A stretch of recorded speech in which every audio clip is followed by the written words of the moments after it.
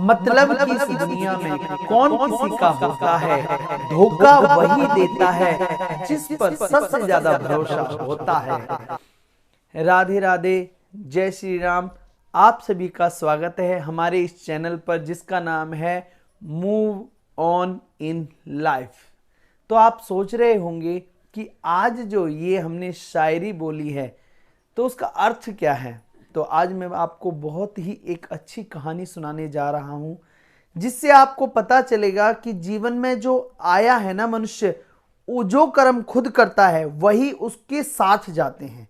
उस कर्म में कोई किसी का भागीदार नहीं होता, कोई परिवार का सदस्य भागीदार नहीं होता। आज की कहानी बड़े ध्यान से सुने। हमारा कहानी कहने का अभिप्राय बस इतना नहीं है कि आप लोगों का मनोरंजन करें, आपके जीवन में सकारात्मक विचार लाएं, यह हमारा लक्ष्य है। अगर आप हमारे चैनल पर अभी आए हो तो कृपया हमारे चैनल को सब्सक्राइब करें, वीडियो को लाइक करें और शेयर करें। प्रारंभ करते हैं आज की अपनी कहानी। एक समय की बात है, एक जंगल में एक डाकू रहा करता था। जंगल के अंदर डाकू प्रतिदिन वहां से राहगीर जो लोग जाते थे उनको लूटता था, कसूटता था, उनको को मार देता था और उनका सब धन छीन कर अपने घर वालों के लिए लेके जाता, उनका पालन पोषण करता। उसका परिवार था, उसकी माँ थे, उसके पिता थे, उसकी पत्नी थी, उसका भाई था, उसका पूरा परिवार था डाकू का।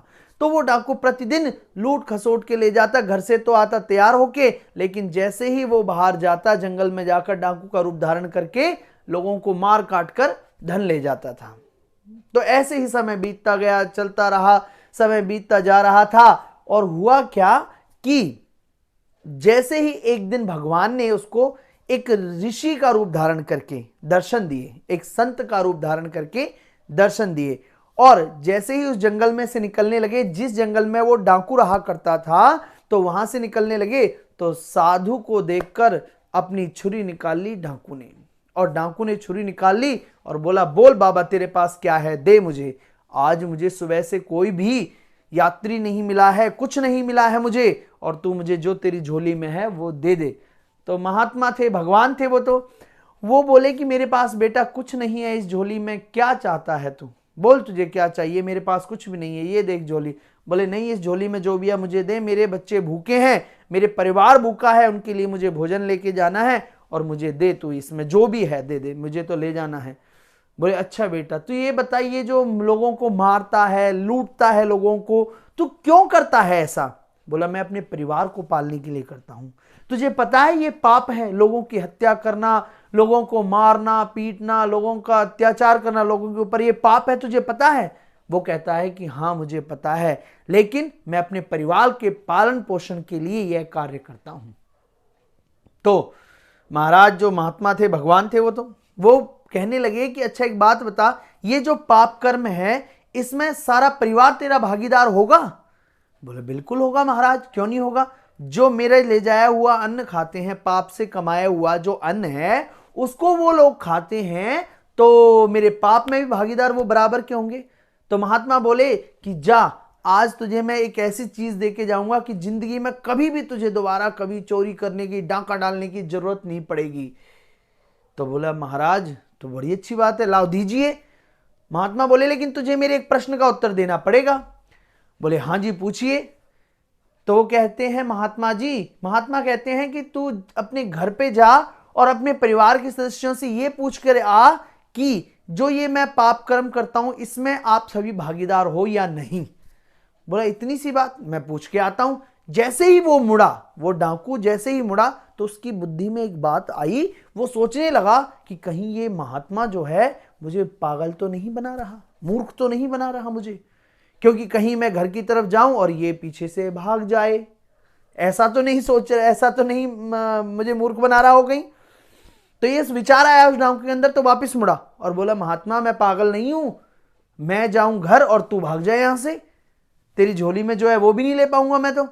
बोला नहीं बेटा मैं जाऊंगा नहीं, तू ऐसा कर मुझे बांध जा। भगवान कह रहे हैं उस डाकू से कि तू मुझे बांध जा इस पेड़ से। एक पेड़ से डाकू ने भी भगवान को बांध दिया। प्रभु थे, लीला करने वाले थे प्रभुधर। तो फिर बांध दिया। अब भगवान बंध गए पेड़ से और डाकू भागा भागा जा रहा है, नंगे पैर भागा जा रहा है कि आज एक ऐसी चीज मिलेगी साधु के पास से कि कभी दोबारा चोरी करने की, डाका डालने की जरूरत ही नहीं पड़ेगी, बहुत करोड़पति हो जाएंगे, पैसे वाले हो जाएंगे। तो जैसे ही वो घर के दरवाजे पर पहुंचा तो उसके माता और पिता दरवाजे पर ही बैठे थे और माता पिता ने देखा कि बेटा आज खाली हाथ आ रहा है। कभी तो लिफाफे लेकर आता था, कभी खाने की वस्तुएं लाता था, लेकिन आज खाली हाथ चला आ रहा है। तो माँ ने पूछा, बेटा आज इतनी जल्दी आ गया? बोला, माँ आज मुझे बहुत सारा धन मिलने वाला है और तू मुझे एक प्रश्न का उत्तर दे दे। तो माँ ने कहा, बेटा बोल क्या प्रश्न है? तो उस डाकू ने कहा, माँ तुझे पता है मैं ये पैसा कहाँ से लाता हूँ, ये रोज नया खाना दाना कहाँ से लेके आता हूँ? तो माँ बड़ी सीधे स्वभाव में बोली, बेटा हमें तो नहीं पता, हमें लगता है तू कहीं काम करता होगा, कहीं दिहाड़ी मजदूरी करता होगा, वहां से तू ये सब लाता होगा। तो वो बोला, जो डाकू था वो बोला, नहीं माता मैं दिहाड़ी मजदूरी नहीं करता, मैं लोगों का गला काट के, लोगों को मार कर, उनसे छुड़ा कर पैसा लाता हूं, छीन कर पैसा लाता हूं। तो माँ ने को बड़ा गुस्सा आया। माँ बोली, तू तो पापी है, तू तो पापी है, हम तो आज के बाद तेरा लाया हुआ धन का प्रयोग ही नहीं करेंगे, तेरा लाया हुआ अन्न नहीं खाएंगे हम। तो वो डाकू बोला, माँ इतने दिन से मैं तेरे लिए लेके आ रहा था, तब से तो तू खा रही थी। तो माँ कहती है, तब से मुझे पता नहीं था इसका, हमें लगता था कि तू मजदूरी करके लाता है, तो हम इस विश्वास पर खा रहे थे, लेकिन आज के बाद अगर हम तेरा अन्न खाएंगे तो हम भी तेरे पाप में भागीदार हो जाएंगे। तो वो डाकू कहता है, माँ अब तक? बोले, हम तेरे पाप में भागीदार नहीं हैं।